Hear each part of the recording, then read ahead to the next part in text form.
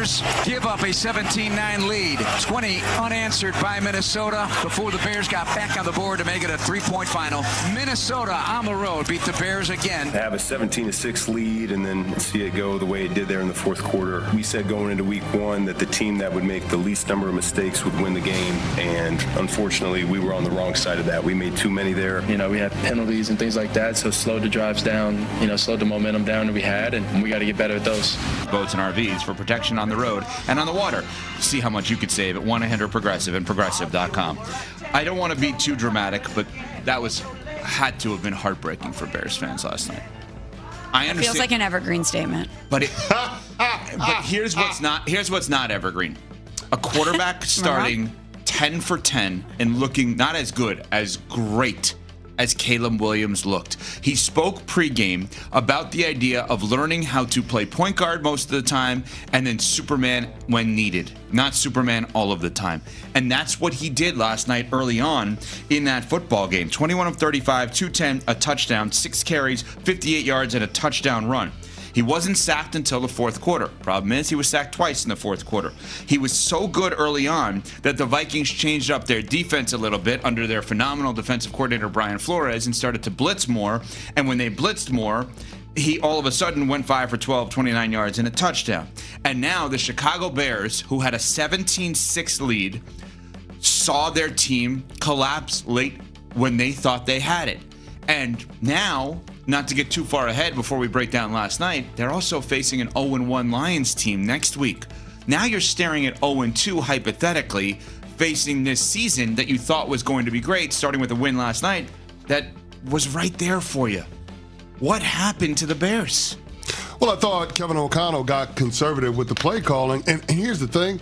I actually understood why he did it. I agreed with Ben Johnson, him. you mean? I mean, Ben Johnson. Yeah, sorry. Ben Johnson, excuse me. Ben Johnson got more conservative with the play calling, and I actually understand why he did it. So in the moment, you're like, good, this is what you're supposed to do. Well, yeah, because it felt like a game throughout the first half that the Chicago Bears could only lose. It wasn't a game that the Minnesota Vikings could win because their quarterback was terrible. Right.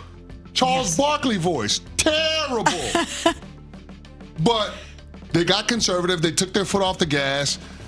And when they realized that the Minnesota Vikings were actually alive in that game, they couldn't get momentum back in their favor. They couldn't get it back on going. It's like they took their foot off the gas and they couldn't start the car back up. That's what it felt like for the Chicago Bears offense. So you couple that with Caleb Williams missing some throws in there and then having some mistakes that just can't happen going into his second year. I think that's the part that's probably the most jarring for, the Bears meltdown, the Bears collapse. The intentional grounding that Caleb Williams took at the end of the third quarter that led to a miss on the Cairo Santos field goal, that can't happen. Right. That can't happen. You can't make the degree of difficulty that much greater for your kicker who doesn't have the most range to be able to execute that and extend your lead. So those are the types of things that I wanted to see improvement from with Caleb Williams. And I get it. It's just week one. He's workshopping this thing. It's in a new offense. But you got to know when the journey is over. He's got a lot of ability, not only as a thrower, as a runner. I mean, the touchdown run speaks for itself. There was a play a few downs before that where he's rolling out to his right and he hits Rome Odunze on a strike. Phenomenal. I mean, only a handful of quarterbacks can make that throw. Yes. So if you're a Bears fan, there's plenty to be excited about. There's plenty to be optimistic about. That said, you blew a double-digit lead at home to a division rival with a quarterback that was in his first regular season start. It's hard to feel great about it. But I will say this. The dominant traits that we saw from Caleb coming out of USC, you saw those on display last night. Mm-hmm.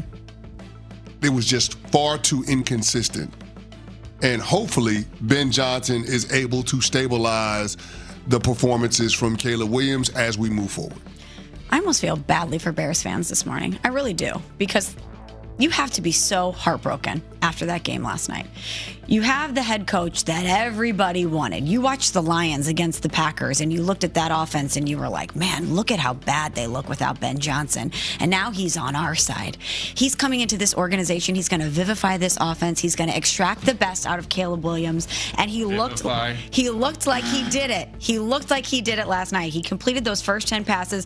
It was the longest streak by a Bears quarterback to start a season opener since 1978, and the most consecutive completions in Caleb's career. He looked awesome, and then it all fell apart. Ben Johnson blew an 11-point lead in the fourth quarter. It's the biggest by a head coach in an NFL debut since who? Matt Nagy, also a Bears head coach.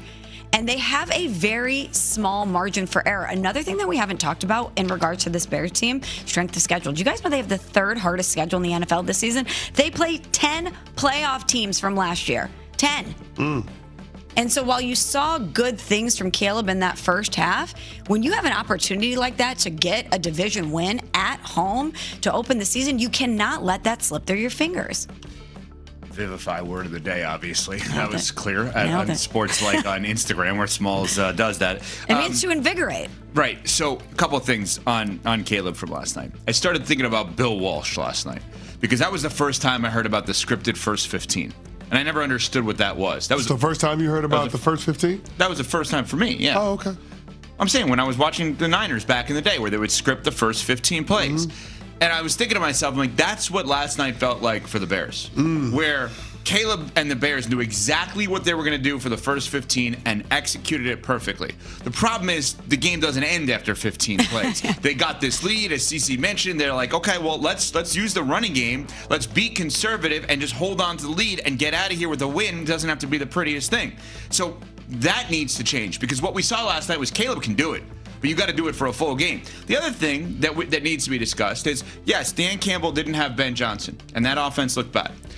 Ben Johnson didn't have Dan Campbell. What do I mean by that? 2:02 to go in the game and you're kicking the ball off. You cannot let time run off the clock because you need to kick the ball out of the end zone. You need to find a way for no time to come off the clock and then have them run a play before the 2-minute warning. They didn't do that. There was a return by the Vikings last night past the 2-minute warning. So they wasted a timeout. Situational moments when you move a couple of seats down on the bench changes. Ben Johnson has to get used to that as well. So there's a lot of parts of this that need to get better for the Bears, which is unfortunate. And I understand why you say you feel badly for them because we saw early on, they can do this. They just need to figure out how to do it for a full game. But think about if you're a Bears fan. You're in the house last night, or you're watching from home. You've got, a Chicago hot dog or a deep dish pizza, and you're like, man, Caleb looks good. He looks awesome. And then it's the guy in J.J. McCarthy making his debut that comes back and wins the game. It just feels like if you're a Bears fan, you're like, when is it going to be our turn? When is it going to be our turn to have our quarterback be the guy? When is it our turn to have our quarterback be the hero? You thought it was last night. You thought it was last night, and it wasn't. And not to nitpick, because I think Caleb had great moments. Pre-snap was concerning. There were too many times I thought in that game where the clock was running down to 2 or 1 on the play clock, not by design. Guys going false start. They got to work on that pre-snap stuff because that obviously is going to hurt. Well, J.J. McCarthy said, hold my beer. if you talking about Caleb Williams pre-snap, yeah. J.J. McCarthy pre-snap was awful. Well, I'm not defending. How many delay games did he have? Yeah. But they won. But they won. I don't know that either of these two teams are going to show up on the power rankings. Maybe Minnesota.